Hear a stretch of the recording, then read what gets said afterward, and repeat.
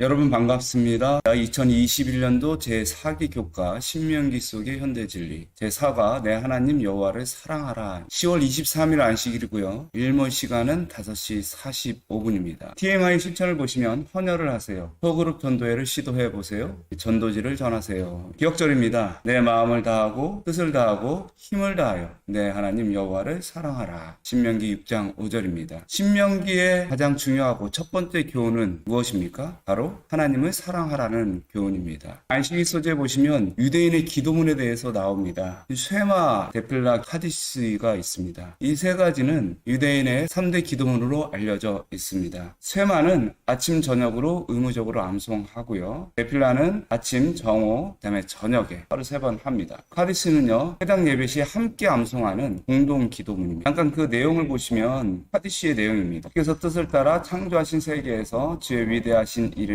높임을 받으시옵고 거룩하게 여김을 받으옵시며 주의 나라가 당신의 생전에 당신의 날 동안 모든 이스라엘 집이 살아있는 동안에 빠르게 속히 임하시오며 주의 위대한 이름이 영원부터 영원까지 찬양 받으시리로다. 아멘. 설교가 끝난 다음에 참석한 모든 사람들이 함께 암송을 하는 기도문인데요. 특이한 점은 주기도문의 전반부의 내용과 매우 유사하다는 점입니다. 두 번째 데필라 내용인데요. 오 주는 복되시도다. 아브라함의 하나님, 이삭의 하나님, 야곱의 하나님, 하늘과 땅의 주되시며 지존자이신 하나님, 우리의 방패가 되시고 우리의 조상들의 방패가 되신 하나님, 오 주는 복되시도다. 아브라함의 방패가 되신 하나님. 이것은 18개의 기도문으로 되어 있습니다. 그 중에 제1복 본문이 이와 같은데요. 사실 아침, 점심, 저녁 이렇게 3번 기도하는 것은 성경에 아주 자주 등장하는 개념입니다. 시편 55편 17절에도 보시면 저녁과 아침과 정오에 내가 탄식하며 근심하여 탄식하리니 여호와께서 내 소리를 들으시리로다 라고 되어 있고요. 다니엘서 6장 10절에 보시면 다니엘이 3번씩 예루살렘을 향하여 기도한 장면이 나옵니다. 유대인들은 하루 3번 고정적으로 기도하는 습관을 가지고 있고요. 그것이 관석으로 내려오고 있었습니다. 그것을 데필라라고 합니다. 기도문. 오늘 교과에서 소개하고 있는 기도문은 쉐마 기도문입니다.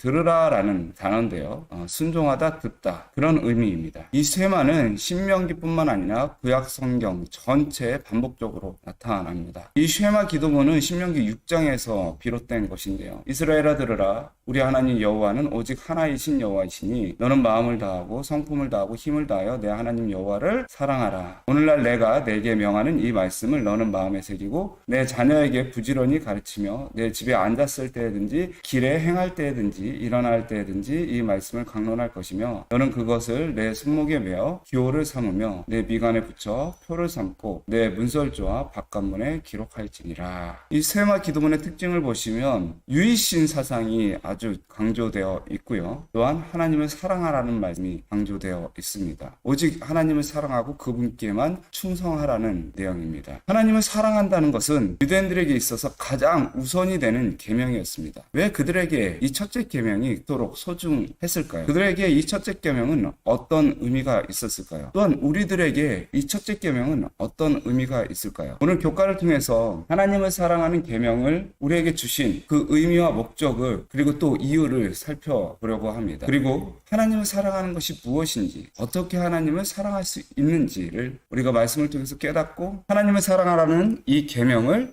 순종함으로 얻는 그 축복을 경험하는 시간이 될 것입니다. 깨닫기를 보시면 우리의 마음과 뜻과 힘을 다하여 하나님을 사랑하는 것이 참된 행복의 비결임을 깨닫는다. 느끼기는요, 가장 귀한 것을 내어주시며 우리를 먼저 사랑해 주신 하나님의 은혜에 감사한다. 행하기는 하나님을 사랑하고 그분의 뜻에 순종하는 것을 삶의 우선순위에 두며 살아간다. 결론을 보시겠습니다. 모세는 약속의 땅을 눈앞에 둔 이스라엘 백성들에게 마음과 힘과 뜻을 다하여 하나님을 사랑하라고 호소했습니다. 하나님을 향한 진실한 사랑이 새로운 땅에서 그들의 힘이 될 것을 알았기 때문입니다. 하나님께서는 마지막 때를 살아가는 우리들도 이와 같은 사랑을 바탕으로 한 순종의 삶을 살기를 기대하십니다. 우리가 하나님을 믿고 신앙생활을 하는 것은 그 근본이 하나님께서 우리를 사랑하시고 또한 우리가 하나님을 사랑하는 것에 있습니다. 하나님을 사랑하지 않으면서 하나님을 믿는 것, 하늘의 소망을 갖는 무슨 의미가 있을까요? 그것은 사랑하지 않는 사람과 한평생을 결혼 생활을 하면서 사는 것과 같습니다. 하나님을 진심으로 사랑하면서 믿고 함께 한다면 우리가 사랑하는 여인과 결혼 생활을 하면서 행복하듯이 참 행복할 할 것입니다. 1월 소지를 보겠습니다. 하나님을 사랑한다는 신명기 6장 1절 2절에 보시면 이는 곧 너희 하나님 여호와께서 너희에게 가르치라 명하신 바 명령과 규례와 법도라 너희가 건너가서 얻을 땅에서 행할 것이니 곧 너와 내 아들과 내 손자로 평생에 내 하나님 여호와를 경외하며 내가 너희에게 명한 그 모든 규례와 명령을 지키게 하기 위한 것이며 또 내 나를 장국케 하기 위한 것이라. 모세는 이스라엘 백성들에게 그들의 지나온 과거에 대해서 이야기를 합니다. 어떻게 하나님께서 그들을 구원하고 그들이 어떻게 노예 생활에서 완전히 자유하게 됐는지 그 은혜를 이야기해 주었습니다. 그리고 40년의 광야에 방황하는 기간 동안에 하나님께서 그들을 어떻게 인도하셨는지에 대해서도 말씀하여 주셨습니다. 그리고 그들이 약속된 땅에 들어가서 그들이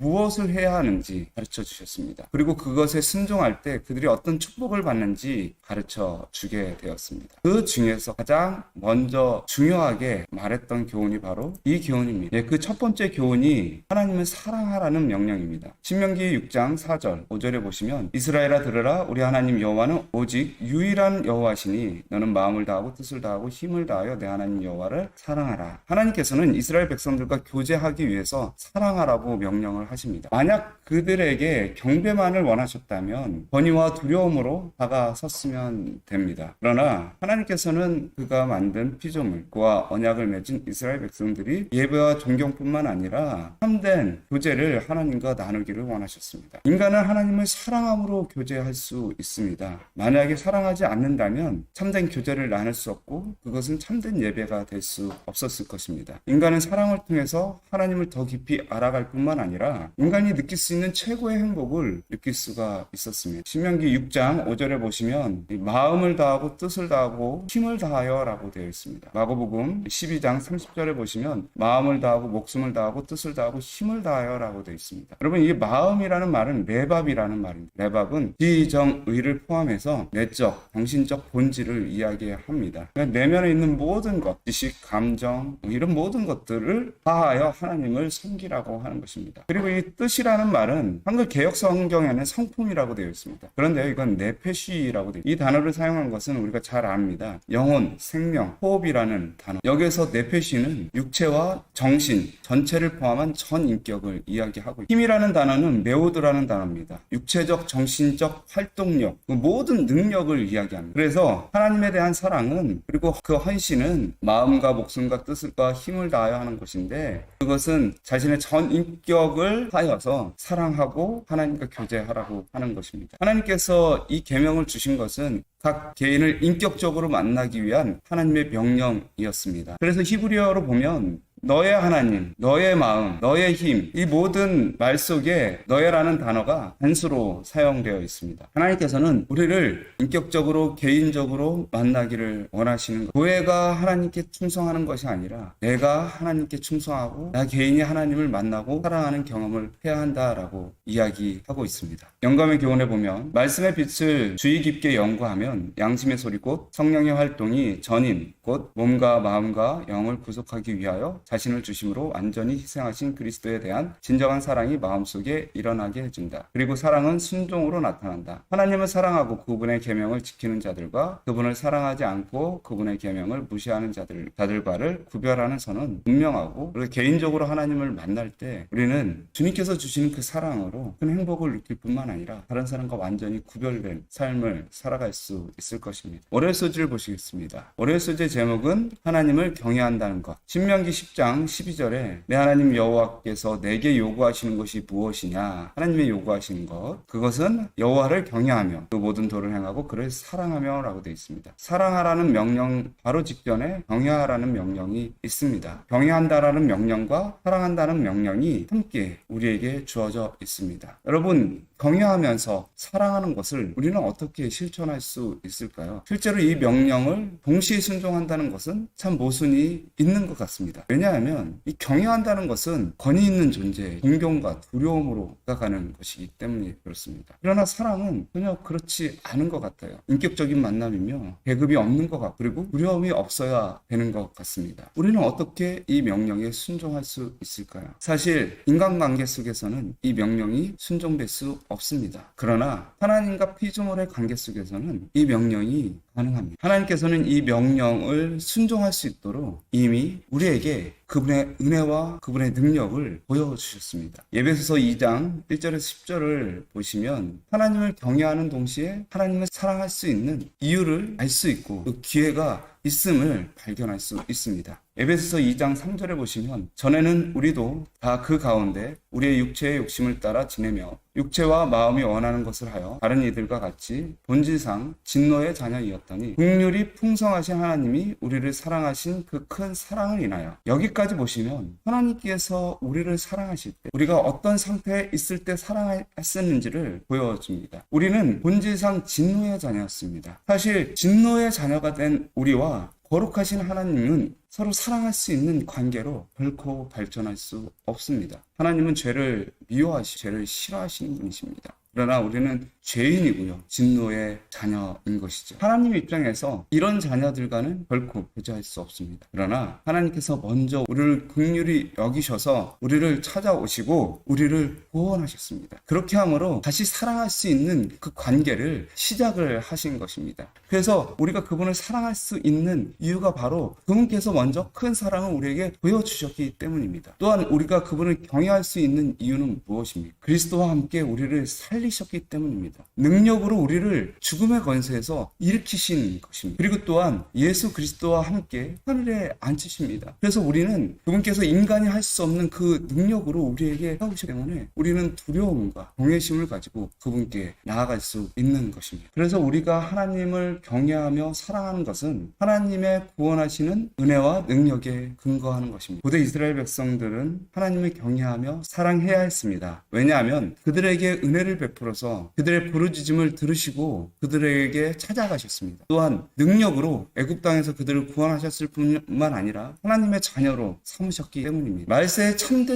예배를 회복하고 하나님을 진심으로 사랑하는 일은 매우 중요한 일입니다. 왜냐하면 하나님께서 참 백성을 구원하실 수 있는 능력과 사랑이 있기 때문입니다. 그것을 우리에게 보여주시고 우리로 하나님을 사랑하며 경외할 수 있도록 하여 주셨습니다. 계시록 14장 6절 7절에 보시면 새 천사가 영원한 복음을 가지고 하나님을 두려워하며 그에게 영광을 돌리라, 그에게 경배하라 라고 말합니다. 애굽에서 이스라엘 백성들을 구원하신 하나님의 사랑과 능력이 우리에게 똑같이 함께 임할 것입니다. 사단이 아무리 인류를 유혹할지라도 하나님의 능력과 사랑은 반드시 승리하게 될 것이고 우리는 믿음으로 주님의 영광을 선포하면서 참된 예배를 회복해 가게 될 것이고 하나님을 진심으로 더욱더 사랑하게 될 것입니다. 영감의 교훈에 보시면 우리는 지상 역사의 가장 엄숙하고 중요한 시기에 살고 있다. 우리는 말세의 위험 가운데 처해 있다. 중요하고 두려운 사건들이 우리 앞에 있다. 하나님을 경외하며 그분의 율법을 사랑하는 모든 사람들이 하나님 앞에 자신을 겸비하게 하고 고민하고 애통하면서 하나님의 백성을 하나님께로부터 분리시킨 죄악을 고백하는 일이 얼마나 필요한가. 화열스입니다.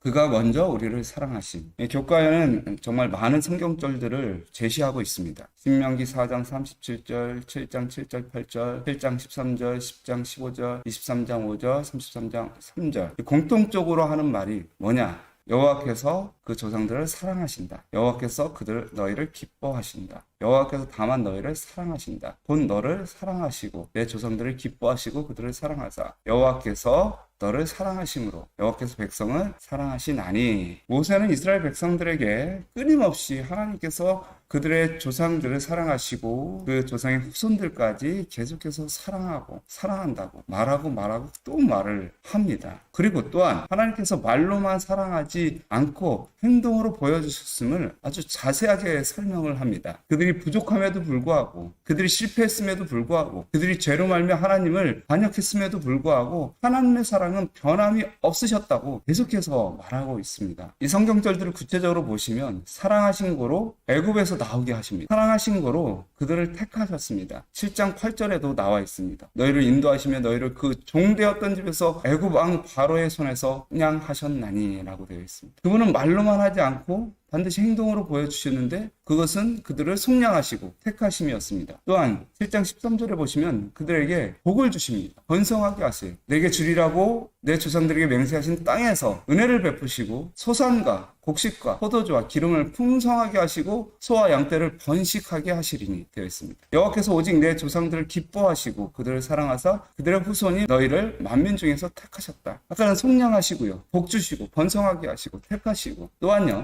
23장 5절에 사랑하심으로 또 뭐 하셨냐? 그들의 원수들을 물리치셨습니다. 그리고 그들에게 있는 모든 저주들을 변하여 복이 되게 하셨습니다. 그리고 하나님의 말씀을 그들에게 허락하십니다. 교훈을 주셨어요. 말로만 하지 않고 그들을 구원하시고 번영케 하시고 그들을 보호하시며 그들에게 말씀을 주셔서 그들이 바른 길로 갈 수 있도록 하여 주신 것입니다. 하나님께서 이스라엘을 사랑하신 것뿐만 아니라 여러분 인류도 사랑하십니다. 말로만 하신 것이 아니라 행동으로 보여주셨습니다. 요한일서 4장 9절에 하나님의 사랑이 우리에게 이렇게 나타난 바 되었으니 하나님의 자기의 독생자를 세상에 보내심은 그로 말미암아 우리를 살리려 하심이라. 사랑은 여기 있으니 하나님이 우리를 사랑하사 우리의 죄를 속하기 위하여 화목제물로 그 아들을 보내셨음이라. 이스라엘 백성들을 구원하시기 위해서 이스라엘 백성들을 사랑하심으로 하나님께서는 모세를 보내주셨습니다. 그러나 우리를 사랑하심으로 우리를 구원하시기 위해서는 누구를 보내셨습니까? 하나님의 아들을 보내셨습니다. 하나님께서 친히 직접 오셔서 우리를 구원하신 것입니다. 얼마나 큰 사랑입니다. 그 큰 사랑이 우리에게 주어진 것입니다. 그리고 이 큰 사랑은 갑자기 어느 날 하나님이 마음이 동해서 구원하러 오신 것이 아닙니다. 아주 처음부터 작정하시고 우리에 대한 깊은 사랑으로 이 구원의 계획을 세우시고 실천하신 것입니다. 시대의 소망 22페이지에 구속의 경륜은 아담이 타락 후에 세워진 사후 고안이 아니었다. 이 경륜은 영세전부터 멈췄다가 알게 하신 그 비밀의 계시. 이것은 영세전부터 하나님의 보좌에 기초가 되어온 원칙을 공개한 것이었다. 그렇습니다. 하나님의 사랑은요, 모든 관계의 시작입니다. 모든 회복의 시작이고 사실 모든 존재의 시작입니다. 하나님께서 먼저 우리를 사랑하지 않았다면 우리는 존재하지 않았을 것입니다. 우리는 하나님을 알지도 못하고요. 우리는 죄 가운데 방황하면서 무엇이 참되고 무엇이 옳은지 모른 채 어리석은 삶을 살아가다가 결국 멸망하였을 것입니다. 그분이 먼저 사랑하셨기에 우리는 하나님과의 관계를 새롭게 시작할 수 있는 기회를 다시 얻게 된 것입니다. 이스라엘 백성들이 노예 생활에서 벗어나 새로운 나라와 백성으로 살 수 있었듯이 우리도 죄된 삶에서 벗어나 하늘의 가치관으로 행복과 평안을 누리면서 경험하면서 살아갈 수 있는 것입니다. 우리가 사랑함은 그가 먼저 우리를 사랑하셨습니다. 이것은 우리가 하나님을 사랑해야 되는 이유일 뿐만 아니라 우리에게 유일하게 남겨진 기회인 것입니다. 하나님께서 우리를 먼저 사랑하셨음을 우리가 다시 한번 기억하면서 이 기회를 놓치지 않았으면 좋겠습니다. 영감의 교훈에 보시면 그리스도께서 거하시는 마음에는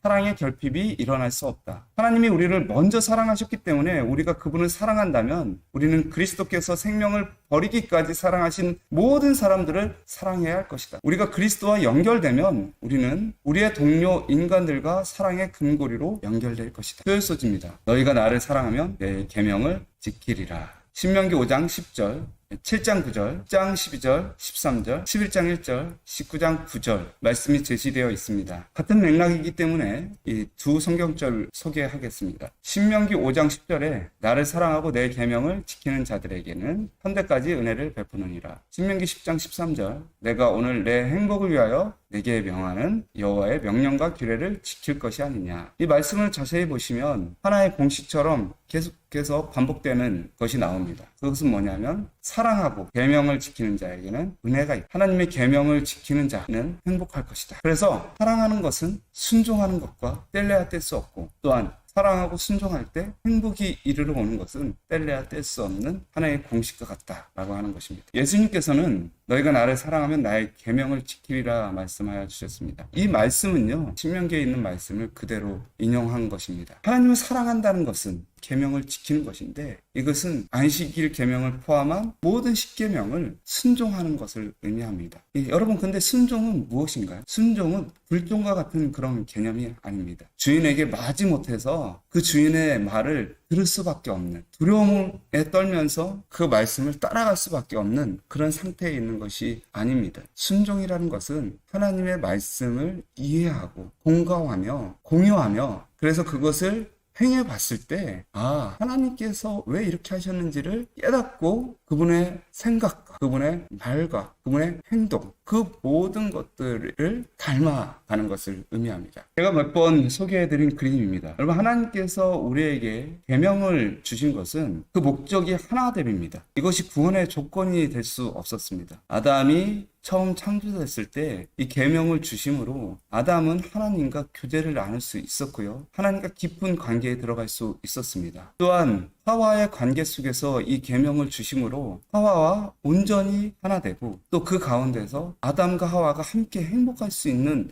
길을 보여주신 것이었습니다. 여러분, 사랑한다는 것은 관계를 맺는 것이고요. 또한 이 관계를 맺는다는 것은 함께 한다는 것이고, 함께 하기 위해서는 반드시 함께 지켜야 할 것들이 있는 것입니다. 함께 무언가를 지켜가는 것은 모든 사람들이 함께 행복하기 위해서입니다. 그리고 함께 모든 것을 공유하며 닮아가고 하나 되기 위함입니다. 사랑을 바탕으로 지키는 계명은요, 결코 율법주의가 될 수 없습니다. 사람과 하나님, 하나님과 사람 사이를 이 계명이 결코 분리하지 않습니다. 오히려 이 계명은요, 모든 관계를 더욱 견고하게 하고 줄 수 있는 것입니다. 그러나 많은 사람들이 이 계명을 잘못 이해함으로, 그리고 사랑 없이 그 계명을 지킴으로 서로 싸우게 되고 비난하게 되고 분리되고 상처를 받게 됩니다. 그러나 주님께서 계명을 주신 참다운 목적은 그런 것이 아닙니다. 사랑은 동행이며 계명은 닮아감입니다. 서로 다른 남녀가 사랑하여 결혼을 하게 되는데요, 단순히 좋은 감정만 가지고 이 결혼 생활을 할 수는 없습니다. 그들은 살아가면서 이 감정을 공유합니다. 그리고 인격적인 만남을 갖죠. 그리고 살아가면서 그 가치관과 목적을 함께 나눕니다. 그래서 같은 곳을 바라보면서 살아가죠. 그리고 살아가면서 같은 음식을 먹고요, 같이 자고 같은 곳을 가고 그리고 같은 곳을 바라봅니다. 그렇게 하면서 서로 행동 패턴이 닮아가는 것입니다. 그렇게 죽을 때까지, 검은 머리가 팥뿌리가 될 때까지 그렇게 함께 하는 것이 이 사랑인 것이죠. 우리가 하나님을 사랑하는 것도 마찬가지입니다. 마음을 다하고 뜻을 다하고 힘을 다하고 목숨을 다하여 사랑하는 것은 하나님과 감정을 공유하는 것입니다. 하나님의 긍휼한 마음을 우리도 갖는 것이죠. 하나님께서 죄를 싫어하시고 죄를 도말하시는 그 정의로운 마음을 우리도 갖는 것입니다. 그리고요, 하나님의 최고의 목적, 이 세상에 하나님의 영광을 나타내고 인류에게 행복을 주는 일, 가치관, 그 목적을 우리도 갖는 것이에요. 인류를 구원하고 인류를 창조하고 온 세상에 하나님의 영광을 나타내는 일, 그 생각이 바뀌는 것입니다. 인생의 목적이 바뀌는 것입니다. 또한 우리가 가는 모든 곳, 우리가 먹는 것, 우리가 행하는 모든 일, 그 모든 일이 예수님께서 하셨던 일을 하는 것입니다. 선한 일을 하고요, 연약한 자를 도와주고요, 상한 갈대를 꺾지 않는 그 일에 우리가 함께 동참하고 동행하며 가는 것입니다. 이것을 언제까지요? 검은 머리가 팥뿌리가 될 때까지, 죽을 때까지 함께 예수님과 하는 것입니다. 이것이 계명을 순종하는 것이에요. 이것이 계명을 순종함으로 하나님과 닮아가고 최종적으로 하나님과 하나 되어가는 것입니다. 영감의 교훈은 모든 계명이 사람과 하나님에 대한 사랑으로 요약되어 있으므로 한 계명을 범하면 이 원칙을 범하지 않을 수 없게 되어 있다. 우리 주님은 처음 4계명이나 나머지 6계명이 다 거룩하고 완전한 것으로 나타나시고 하나님께 대한 사랑은 그분의 모든 계명에 대한 순종으로 나타날 것이라고 가르치신다.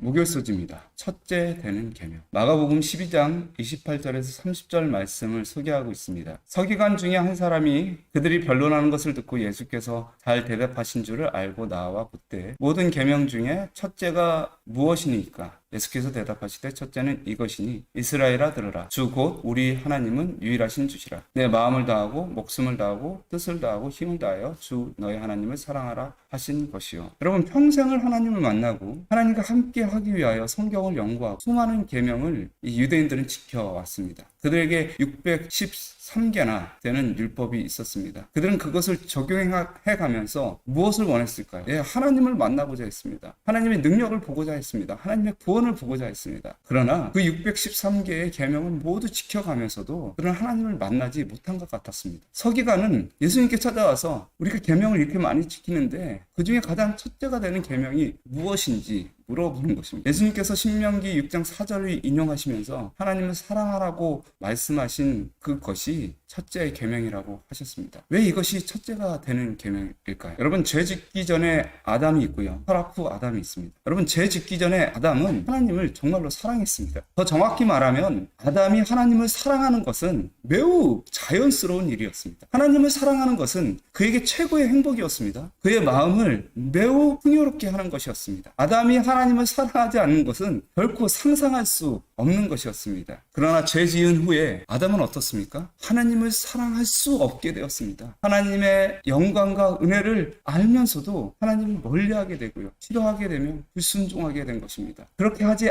않으려고 해도 점점 그럴 수밖에 없는 자신 때문에 절망하는 것입니다. 그럴 수밖에 없는 아담의 후손을 보면서 아담은 매우 괴로웠습니다. 아담에게 가장 먼저 필요한 것은 하나님의 사랑을 회복하는 일이었습니다. 그것은 하나님께로 돌아가고자 하는 모든 사람들에게 반드시 필요한 것입니다. 그래서 예수님께서는 서기관이 그 모든 율법 중에 무엇이 가장 크고 첫째 되는 계명입니까? 라고 말했을 때, 야, 너의 마음속에 하나님을 사랑하는 그 마음을 회복해야 된다. 그것이 없으면 너는 어떤 믿음이 있더라도, 어떤 종교적 행위도 너를 하나님께로 데려갈 수 없고, 하나님과의 깊은 관계 속으로 들어갈 수 없고, 하나님과 온전히 하나 될 수 없다고 가르쳐 주신 것입니다. 여러분, 그 계명의 본질이 사랑이기 때문에 창조도 구속도 거기에서부터 시작이 되었습니다. 우리가 아무리 믿음이 있더라도요, 우리가 아무리 소망이 있더라도 하나님을 사랑하는 것을 회복하지 못한다면 우리는 하나님과의 관계를 시작할 수 없습니다. 마지막 시대에 예수님을 믿는다고 하면서 하나님의 계명을 무시하는 사람들이 있습니다. 하나님의 계명은 그 본질이 사랑이기 때문에 그 계명을 지키지 않는다는 것은 사랑을 할 수 없다는 것을 의미합니다. 계명을 지키지 않는 것은 사랑 없는 믿음입니다. 하나님과 온전한 관계를 맺을 수가 없습니다. 계시록 14장 12절에 성도들의 인내가 여기 있나니 그들은 하나님의 계명과 예수님의 믿음을 지키는 자니라. 하나님을 사랑하고 그 계명을 지킨다면 어떤 박해와 환란이 있더라도 넉넉히 이길 힘과 용기와 믿음이 생기게 될 것입니다. 영감의 교훈입니다. 예수께서 가라사대 내 마음을 다하고 목숨을 다하고 힘을 다하여 주 너의 하나님을 사랑하라 하셨으니 이것이 크고 첫째 되는 계명이요 내 계명은 하나님께로부터 애정을 분리시키는 것을 용납하지 않는다. 어떤 것도 우리가 하나님 안에서 누리는 가장 큰 기쁨에서 분리시키거나 나누도록 허용되어서는 안 된다. 하나님을 가장 사랑하는 그 일에 있어서 그 일에서 애정을 분리시키거나 신령을 떠나게 하는 것은 무엇이나 어떤 형태의 우상이 된다. 금요일서지입니다. 온 우주의 창조자시며 모든 운명의 결정자께서 인류를 위한 사랑 때문에 당신의